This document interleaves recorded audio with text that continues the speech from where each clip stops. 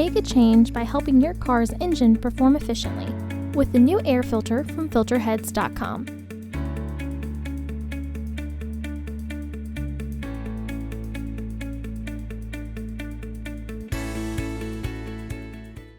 To access the air filter, first open the hood.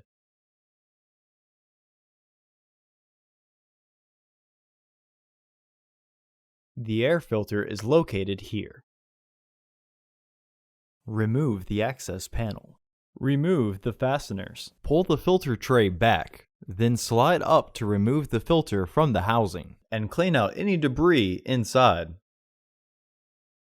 Install your new AF4010 filter into the housing. Insert the filter tray into the housing. Re-engage the fasteners.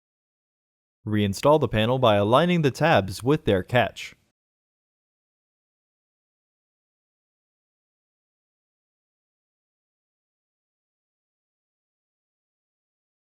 Close the hood. Visit our website to order your filter to ensure that it fits.